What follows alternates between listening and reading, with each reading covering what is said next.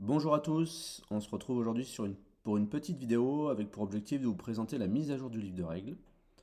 Cette mise à jour a trois objectifs. La première, c'est apporter quelques errata aux règles. Ils sont très légers, j'y viendrai, mais importants pour la suite du développement du jeu. Apporter des clarifications sur certains points de règles également, clarifications qui sont ressorties au travers de toutes les questions qu'on a pu recevoir sur le Discord notamment. Donc voilà, ça fait un petit peu office de fac, mais directement intégré dans le livre de règles.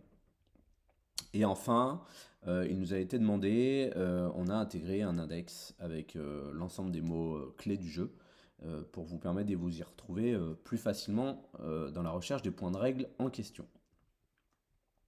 Alors, pour ce faire, le livre de règles est en téléchargement gratuit sur notre boutique en ligne dans la section ressources. J'y vais de ce pas. Hop. Voilà. Donc, à retrouver juste là. Donc, hop. Et ce qui me permet d'ouvrir le livre de règles législation. Alors, au niveau des changements. Alors, je vais directement aller sur les pages concernées. Euh, En page 9, première chose, vous allez retrouver juste ici. Sur l'effet d'une zone, les règles d'une zone, on a rajouté le fait que lors de la mise en place d'un bloc, un décor peut être placé à moins de 2 pouces d'une zone et même la chevaucher. Là, la raison, elle est très simple. Donc, c'est notamment du fait de la nouvelle extension qui sort, le nouveau booster d'agenda qui sort dans quelques jours, avec l'introduction des zones de fiel. En fait, on avait oublié de préciser ça dans les règles, le fait qu'on puisse bien sûr faire chevaucher un décor sur une zone de fiel, c'est quand même plus cohérent en termes de jeu. Je parle d'ailleurs d'une zone de fiel, ça pourrait être tout type de zone, avec des effets divers et variés. On sera sûrement amené à en développer d'autres à l'avenir, mais on va naturellement commencer par les zones de fiel qui, comme leur nom l'indique, vont procurer du fiel à tous les rouages qui sont amenés à rentrer dedans.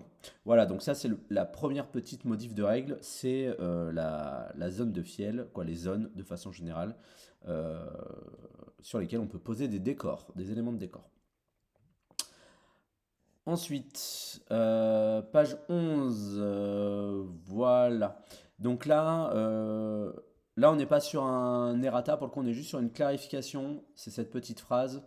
À noter qu'un rouage doit être sur le bloc pour disposer d'une ligne de vue sur un élément de jeu qui s'y trouve. Cette petite phrase elle a son importance notamment pour la gestion des charges.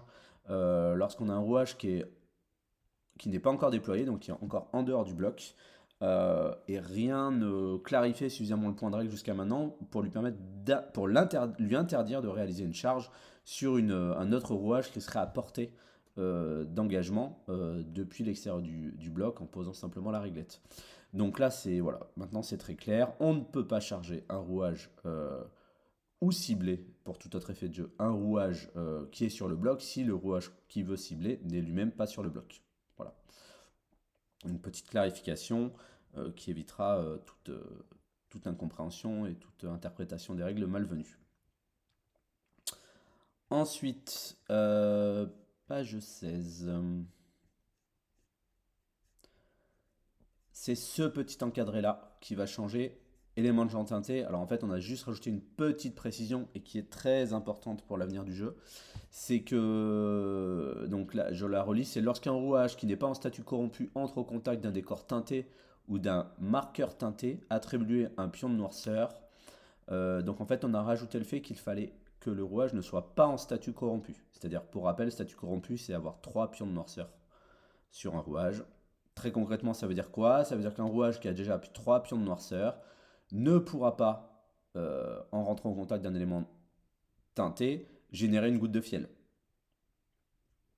Là, le gros intérêt en termes de règles, c'est notamment vis-à-vis une fois de plus, des zones de fiel qui permettaient sinon trop facilement de générer des gouttes de fiel sur les rouages parce que tout l'intérêt du gameplay va être de pousser les rouages dedans. Et vu qu'à le qu'on peut pousser facilement, ça devenait vraiment beaucoup trop fort en termes de gameplay. Il y a également le don qui permet de teinter un décor, le don des autres, qui était, euh, qui était beaucoup trop fort de ce fait-là. Donc là, petit errata, c'est le rajout de cette, voilà, de cette simple phrase qui n'est pas en statut corrompu sur l'effet de jeu. La suite, alors, c'est un peu plus loin, je vais revenir sur le sommaire. C'est page 39. Hop. Là, c'est un changement un petit peu plus important. Voilà, c'est sur la partie activation de l'artefact. Donc jusqu'à maintenant, dans le livre de règles, on avait introduit le fait que les deux joueurs allaient pouvoir, on va dire, drafter euh, en choisissant parmi toutes les cartes artefacts possibles pour constituer le deck artefact. Et ceci en anticipant les futures cartes artefacts qui vont sortir. Il se trouve que là, on est en plein test d'un nouveau deck artefact, donc de nouvelles cartes artefacts. Et en fait, ça marche pas. Ça marche pas. Pourquoi? Parce que pour que le jeu reste intéressant, il faut que la létalité du deck artefact, quand je dis létalité, c'est le degré de, de corruption, le degré d'emmerde que génère le deck artefact vis-à-vis des joueurs, soit dosé à sa juste valeur. Sans quoi le jeu devient injouable ou le jeu de l'artefact devient anecdotique. Et donc l'équilibrage de l'artefact se fait au travers des cartes qu'il compose. Et amener de la latitude de fonctionnement sur la composition de cet artefact, de ce deck artefact, au final c'était une fausse bonne idée. Parce que ça aurait amené à des parties où l'artefact ne fonctionne pas correctement. Donc là, on a rationalisé le système. Grosso modo, au début d'une partie, vous allez devoir choisir le deck d'artefact avec lequel vous allez vouloir jouer. Donc soit il est choisi conjointement avec votre adversaire, soit vous le choisissez de façon aléatoire, comme vous le souhaitez. Et on applique ce deck artefact pour l'ensemble de la partie. Les différents decks d'artefacts se distingueront les uns des autres en fonction de leur visuel. Voilà, donc le visuel de cette carte-là, par exemple, ça c'est le visuel du deck artefact du starter de joueur. Mais le futur deck artefact qui sera amené à sortir n'aura pas la même couleur en l'occurrence, donc ça vous permettra de les distinguer facilement. Donc ça c'est un gros changement de règle. Ensuite, page 44, voilà. Page 44. Juste ici. Donc là, on a rajouté ce petit point de règle qui n'est pas anodin. Aucune capacité ne peut avoir d'effet sur et en conséquence de ce mécanisme de début de cycle. Donc le mécanisme de début de cycle, c'est la carte artefact que vous allez piocher à chaque début de cycle. Là, l'idée, c'est quoi? C'est qu'actuellement, en fonction des équipements, notamment des équipements, c'est principalement des équipements qui avaient une influence qui pouvaient avoir une influence sur cette carte artefact. Si c'était des équipements qui fonctionnaient une fois par tour, une fois par phase, ils pouvaient ou non interagir sur ce mécanisme de début de cycle. Et voilà, ça a amené des interprétations. C'était vraiment un point de règle très précis qui a amené à savoir si cet équipement pouvait ou non intervenir sur le mécanisme de début de cycle. C'était trop précis, inutilement précis en termes de règles. Donc là, on a introduit le fait que en aucun cas, aucune capacité ne peut avoir d'effet sur ce mécanisme de début de cycle. Donc il n'y a aucune capacité qui peut se déclencher, que ce soit l'aumône, par exemple, des autres, ou le chronographe, etc., qui ne pouvait déjà pas intervenir d'ailleurs, vu qu'il était une fois par phase. Et donc du fait de ce point de règle, là on ne se pose plus la question. Dès que la carte qui est piochée en début de cycle, artefact, il n'y a aucun effet de jeu qui peut avoir un impact dessus. Au moins c'est clair et net, il n'y a plus d'interprétation sur des points de règle inutilement précis. Voilà, donc ça c'est un vrai souci de simplification, ça change pas grand chose en termes de jeu, mais c'est vraiment pour éviter des interprétations hasardeuses, une fois de plus sur les règles. On va continuer, page 46, donc là, on est sur une clarification, donc là on a rajouté juste la mention comme quoi un rouage ne peut pas réaliser de coordination lorsqu'il est activé avec une carte propagande. Donc, de fait, C'était déjà le cas dans les règles. On a juste rajouté cette mention pour bien le repréciser et clarifier la règle. Voilà, parce que de façon générale, si, vu que on parle de coordination sur ce pavé-là, lorsqu'on joue une carte d'activation d'un rouage, de fait, sur une carte propagande, ça ne marche pas, vu que ce n'est pas mentionné comme quoi on peut le faire. Donc, de façon générale, dans les règles, tout ce qui n'est pas marqué, on ne peut pas le faire. Pour autant, ça a amené à pas mal de questions de la part des joueurs. Donc on a précisé on a préféré le repréciser au travers de cette petite phrase. Ça ne coûte rien, voilà, c'est une petite phrase en plus qui fait du bien au niveau de la compréhension des règles. Donc voilà, donc là pas de changement de règle, c'est juste une clarification. Ensuite, page 47. Alors, là, on a complété ce petit pavé. En fait, la façon dont il était formulé jusque-là, ça pouvait laisser l'impression que ça ne fonctionnait que lors du premier cycle. Le fait que un rouage qui n'est pas sur le bloc doive dépenser son premier pion d'action pour rentrer sur le bloc. Ben là, on a précisé que c'était lors du premier cycle ou ultérieurement, donc qu'importe le cycle. C'est-à-dire que si, imaginons, un rouage n'a pas pu rentrer sur le bloc lors du premier cycle, et donc on est au deuxième cycle, et ben, lors du deuxième cycle, cette règle s'applique aussi. Il doit dépenser son premier pion d'action pour rentrer sur le bloc s'il le peut. S'il le peut, pourquoi? Parce que bah, si on est dans le cas d'un rouage qui a un pion sonné sur lui, ben, il devra d'abord dépenser son premier pion d'action pour s'enlever le pion sonné, et ensuite dépenser son deuxième pion d'action pour entrer sur le bloc. Autre précision qu'on a apportée, voilà, vous voyez, qui n'apparaissait pas dans le livre de règles, même si visuellement on le comprenait, c'est qu'il faut que la réclette de déplacement soit placée au contact de la ligne de déploiement du rouage concerné lorsqu'on le fait rentrer sur le bloc.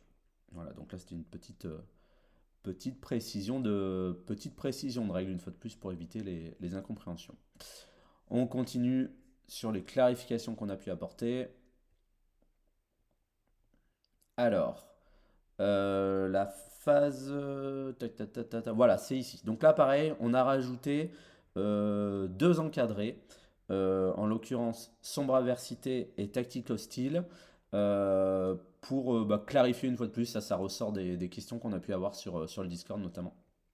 Donc il n'y a pas de modification de règle, c'est juste des clarifications complémentaires. Donc le fait qu'un hostile ne peut pas réaliser de tactique de combat, ce qui a toujours été le cas, hein, sauf si c'est mentionné dans son instinct. Donc là, en l'occurrence, on parle des rogues, hein, qui sont pour le moment les seuls hostiles qui sont sortis dans le jeu. Il n'est marqué à aucun moment que les rogues puissent faire des tactiques de combat, donc ne peuvent pas en faire. Et là, on le reprécise de façon encore plus claire avec ce petit encadré. Et l'autre aspect, le fait qu'un hostile considère les rouages du joueur 1 et du joueur 2 comme adverses. Voilà. C'est pareil, ça permet d'être au plus clair sur cette règle. On va continuer. Alors, pour le coup, page 54. Alors ici, on a ce petit encadré à légèrement bouger. C'était juste pour reclarifier les termes. Rouage allié, adverse, hostile. Donc on a rajouté la notion d'hostile. Avec le fait que, bah voilà, si je relis la phrase, tous les rouages recrutés par un joueur dans sa cabale sont des rouages alliés, tous les rouages de son adversaire sont des rouages adverses, et tous les autres rouages sont des rouages hostiles. Voilà. C'est cette dernière phrase-là qui a toute son importance. Une fois de plus, il n'y a pas de changement de règle, hein, c'est vraiment une clarification pour éviter les mauvaises interprétations. Autre point important, c'est cet encadré-là. On a appelé le ministère des voyers. Il est vrai que dans le livre de règles jusqu'à maintenant, on avait défini, ils sont juste là, visuellement, les différents ministères, mais on n'avait pas mis le visuel du ministère de l'Axe, qui est juste là. Donc c'est chose faite. Et on a rajouté un nouveau ministère, qui est la frange, qui anticipe des futurs rouages de nouvelles factions. Voilà, que vous allez retrouver dans les factions à venir. Donc la frange, c'est quoi? C'est des personnages qui sont en marge du bloc, donc qui ne sont pas liés à un ministère de façon classique. C'est vraiment, voilà, c'est la marge. Donc on va avoir des personnages qui peuvent aller à l'extérieur comme les tziganes, on va avoir pas mal de personnages qui évoluent dans le karst, hein, notamment la pègre, qui vont pouvoir être affiliés à, ce, à la frange, voilà, ou voilà, des personnages corrompus, voilà, un certain nombre de personnages. Donc on a rajouté ce logo de ministère, en sachant que voilà, c'est ce qu'on explique, que ce soit l'axe ou la frange, c'est pas réellement des ministères en termes de fluff. On parle de ministères pour des questions de règles, de façon à être cohérent sur l'ensemble, sur l'utilisation des mots qu'on utilise tout au long du wording des différentes cartes et des différentes règles du jeu. Excusez-moi. On continue. Hop, hop, hop, hop, hop. L'hypogée perdu. Sur l'agenda, l'hypogée perdu. Alors, on a rajouté cette petite phrase très importante qui me manquait. Qui était bon, évidente, en tout cas je le pense, dans le mode de fonctionnement, mais c'est vrai qu'elle manquait. C'est la précision comme quoi, à la fin de chaque cycle, on retire les éventuels pions ouvertures attribués à chaque porte. L'idée étant bien sûr que les deux joueurs vont pouvoir, lors de chaque cycle, tenter d'ouvrir toutes les portes. Et elle ne. Voilà. Voilà. Donc ça, c'était un point de règle qui, euh, qui manquait jusque-là. Euh, C'était un petit oubli. Donc ça, c'est un petit errata qui apparaît. Voilà pour les petits changements de règles. Et le gros pavé, c'est ça, l'index. Donc on a fait un index avec tous les mots importants du jeu. Euh, et l'avantage d'un livre numérique, c'est que, par exemple, attaque à distance, je clique et ça m'amène sur l'attaque à distance. Euh, En bas de chaque page, vous allez retrouver l'index. Si je veux aller sur qu'est-ce que c'est qu'un jet de caractéristiques, j'arrive sur un jet de caractéristiques. Si je veux, je sais pas moi, c'est quoi un équipement? Ici, j'ai l'équipement, etc., etc. Vous allez retrouver donc l'index interactif pour l'ensemble des règles du jeu. Par exemple, vous avez un point de règle, une capacité qui vous dit que tel personnage doit aller vers tel endroit. Ah, vers, point de règle important, page 22, vers, c'est défini. Voilà. Donc ça, c'est l'index, c'est un gros ajout du livre de règles. Et donc de façon interactive, voilà, vous l'avez en bas de chaque page, vous pouvez retourner sur l'index. Comme de la même façon, vous pouvez retourner sur le sommaire. Voilà pour les changements apportés. On a fait un petit document que vous allez retrouver ici en téléchargement qui s'appelle Errata et clarification 2025. Donc si je clique dessus, vous allez retrouver l'ensemble des points de règle dont j'ai pu vous parler, ainsi que l'index. Donc tout ça, c'est à imprimer pour ceux qui le souhaitent. Notamment l'index, vous l'imprimez en format A5, il est calibré pour, pour cette taille-là. Vous le glissez dans votre livre de règles physique et vous avez l'index à disposition. Et également, on a prévu, pour ceux qui le souhaitent, vous allez pouvoir découper les petites modifications et les coller directement dans votre livre de règles avec un peu de colle et d'huile de coude, de façon à avoir un livret de règles à jour très facilement. Je vais vous montrer ça. Voilà. Donc, hop. Par exemple, ça, c'est mon livre de règles. Donc, je vais vous montrer. J'ai pu le faire. Je ne vais pas tous vous les montrer, mais je vais vous en montrer une partie. Par exemple, juste ici, j'ai pu intégrer le fait que on pouvait placer un décor à moins de 2 pouces d'une zone de fiel. Juste ici, j'ai modifié l'encadré sur l'élément de jeu teinté. Voilà, donc très simplement. Qu'est-ce qu'il y a d'autre Ensuite, tac, tac, tac. Il y avait aussi page 11, on l'a même pas vu, je crois. Ouais, voilà, là j'ai rajouté la petite précision sur les lignes de vue. Voilà, donc vous allez retrouver tout au long vous allez pouvoir voilà, customiser votre livret de règles pour le mettre à jour très facilement. Et voilà, ça passe tout seul. Hein, ça remet pas en cause l'ergonomie du livre de règles. Voilà, donc ça c'est à télécharger sur notre section ressources, à imprimer à taille 100%, de façon que ce soit à l'échelle. à découper et à coller tout simplement dans votre livre de règles et vous retrouvez voilà, avec un petit livre de règles parfaitement à jour. Voilà pour les changements. J'espère que tout ça vous plaira, notamment cet index. On y a passé un petit peu de temps. N'hésitez pas à nous faire des retours sur le Discord.